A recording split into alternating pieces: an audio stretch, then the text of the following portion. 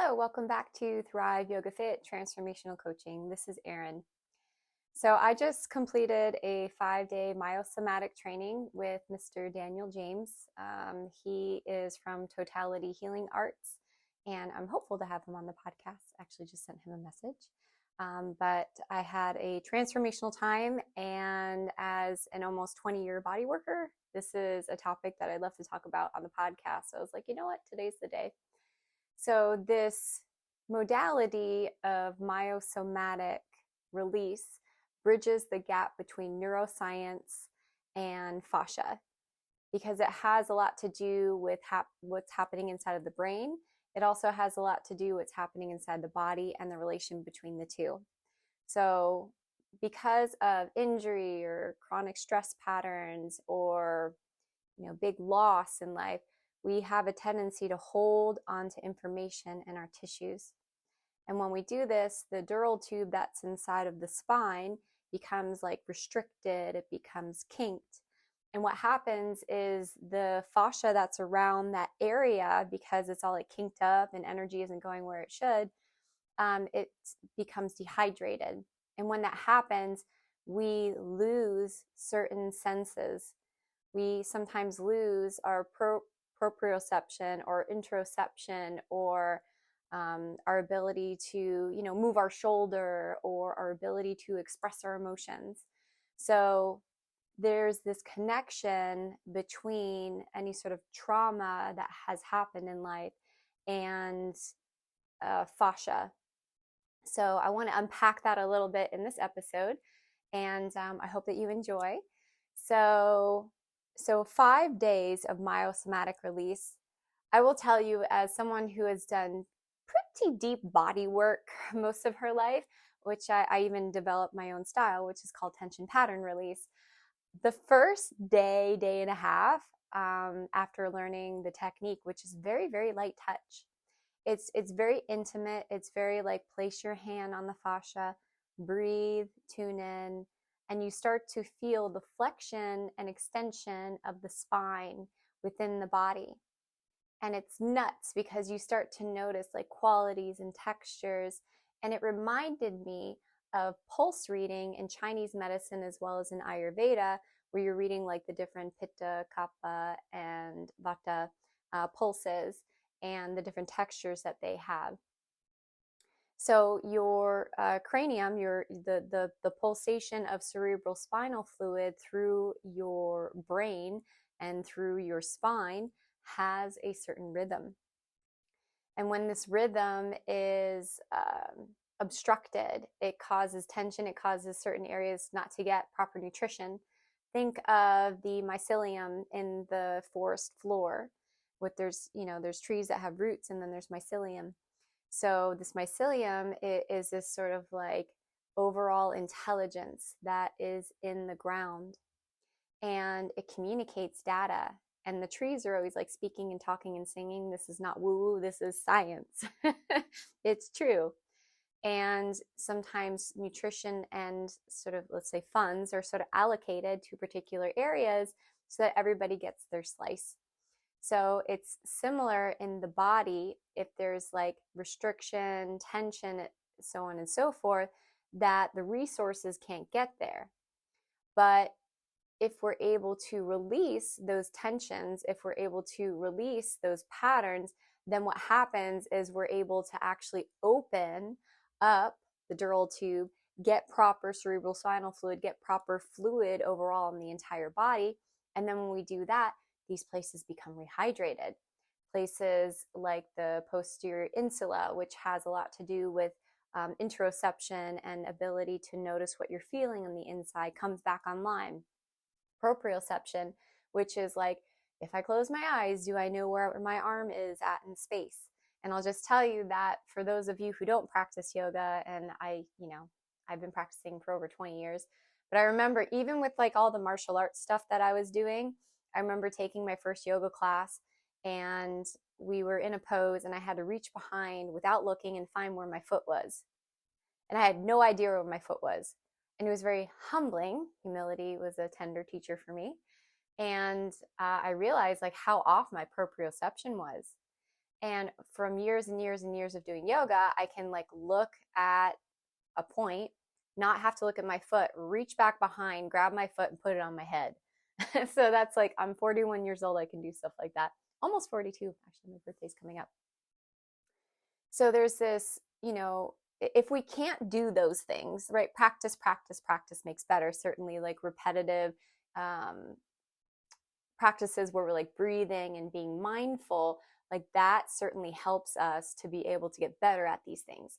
But what if there is deep locked tension inside the nervous system that is turning these areas of the brain off?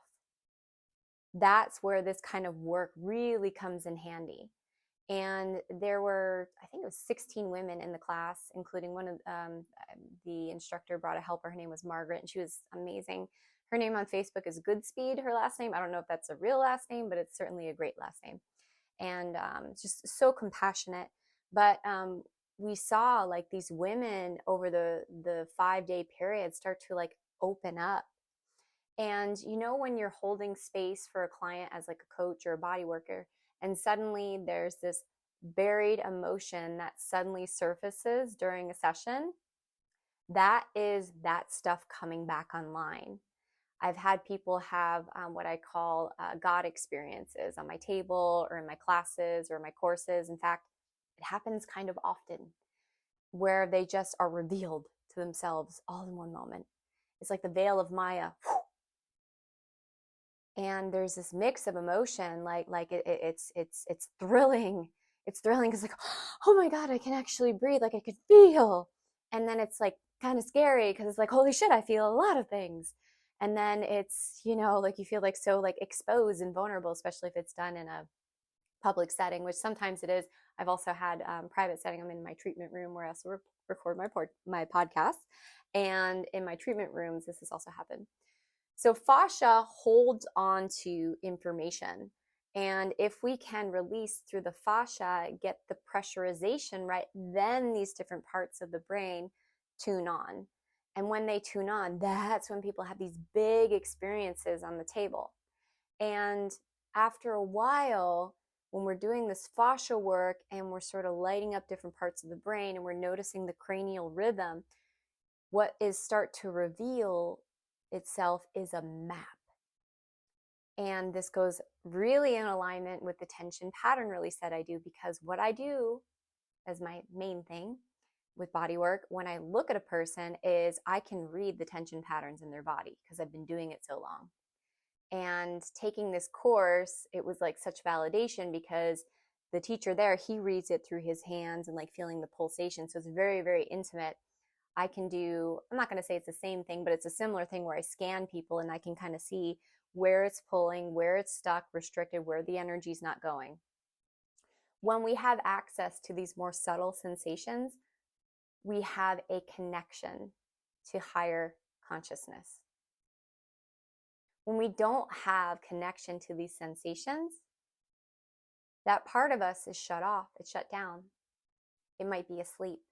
It doesn't mean that it can't turn on though. Now, depending on, so this modality is really good for people who have had PTSD or trauma or, repetitive injuries, or even like for me, after 5 days of going through that training, like I didn't realize like how much chronic stress I have. And the thing is, I do the practices, I do the meditations, I take the retreats, I do the yogas, I do the calisthenics, I go skating, I talk about my feelings. And still, just because I do a lot, because I'm the nucleus of everything that's thrive, chronic stress. Makes sense, right? And so I'm holding that with a lot of compassion. So there's different parts of the brain that are activated that I'm going to talk about, which one of them is the insula, specifically the posterior insula. So the insula has a lot to do with interoception. And when this part of the brain is like muted, it's like your inner universe, the volume is turned down. And so there's cranial work that can be done, which we also learned in the course, which is also actually my original mentor. Her name was Michelle, and she was in Sarasota. And she was a cranial sacral therapist, but she also did deep myofascial release. And she was my first teacher. So I got to learn both. And when she would release different parts of my brain, actually, I remember the first time she worked on me, she said, all right, look at this mirror. And I want you to notice at that time, she's like, your nose is like this, your eyes like that, like your lips like that. And it was kind of like, I was like, oh man, I never realized how crooked I am. She's like, look. She's like, and just remember what that looks like. Then she worked on me and she put the mirror in front of me. She said, now look at your face. She's like, tell me what's different. And my nose was straight and like my eye was lifted and like my mouth wasn't weird anymore. And I was like, woman, you are a sorceress. And I was like, how can I work with you? And then of course I worked with her for a couple of years after that. And I learned a hell of a lot from her.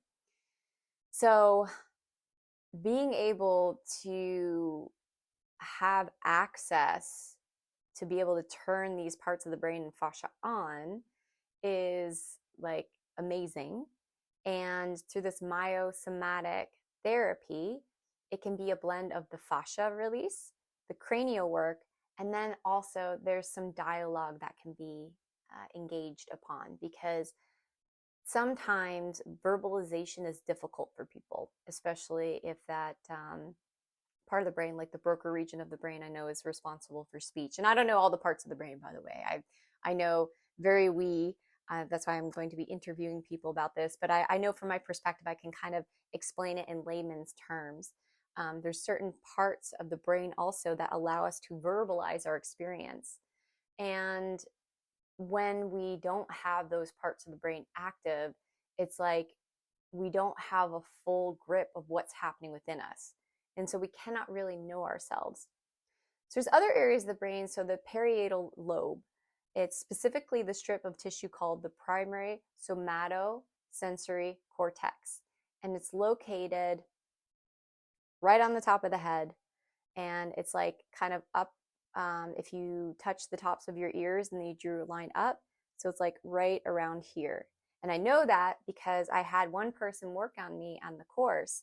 And I swear she was just touching me very lightly. And I couldn't shake the feeling that she was like really pushing my head to the right. And I got so irritated. And I kept like the therapy that we do is very compassionate. So you ask a lot, how are you feeling? Like, what are some things you notice? I said, honestly, I'm feeling really irritated. And I said, please don't take it personally. It's not you. I feel pissed off. I feel like you're tilting my head to the right. And she was like, oh, like, and I wasn't sure, like maybe she was a little heavy handed on the one side. But the fact that it got me so mad, I was like, all right, there's something here. So she called over the teacher because we just kept going back and forth. And, he kind of like adjusted her a little bit. And then he started asking, he's like, tell me about the irritation. Tell me about why you feel so agitated. And all this stuff started coming up about how I've had teachers who have hurt me, and I've had people in my life who have hurt me, and like I have to speak up now to protect myself. And I had this like big cry and release, and all of a sudden I felt all this energy moving from my head down into my toes and up my spine. So it's like that is the power of this touch, is being able to reconnect with parts of you, traumas, like big T and little t, and then being able to like sometimes verbalize it, sometimes just feel it. When we have the distortions in our brain and the sensation of pressure is distorted, it also can distort our perception of life. So I think of the third Yoga Sutra, which is Taratrashtu Swarupe Vastanam. It's like when we abide in our true nature and we ground ourselves in the practice, there is less distortion and we see our true nature. So by doing practices like this myosomatic touch, and again, there's different ways to do it, but one of them is like cupping the back of the head and like putting a hand on the forehead. There's other like just working with the frontal lobe. It's like very light touch. I mean, just even the weight of your hands a lot of times is plenty. Cradling the sacrum and just feeling how at first the sacrum is maybe rigid or tight or like kind of bound. And I felt the experience within myself as well as with other people. It starts to become more supple. Energy starts touching down into the sacrum. And it's just with very light input. It's like light, compassionate, steady input. And all of a sudden, it's like the body just starts doing its thing, and it starts unraveling stress and tension patterns and trauma from the tissues. And then it starts to be able to do what it knows how to do, which is process. So I hope that this podcast has been interesting for you. This is a part one. I'm going to be doing a part two on this. And this is Myosomatic Therapies. This is something that I'm offering. If you're curious about it, reach out to me, Erin@erincoach.com. I'm only working with a few clients because my schedule is kind of busy, but this work is so important and I so enjoy doing it. And again, I've been doing body work for 20 years. So if you're interested, reach out to me, Erin@erincoach.com. And thank you for stopping by. Namaste.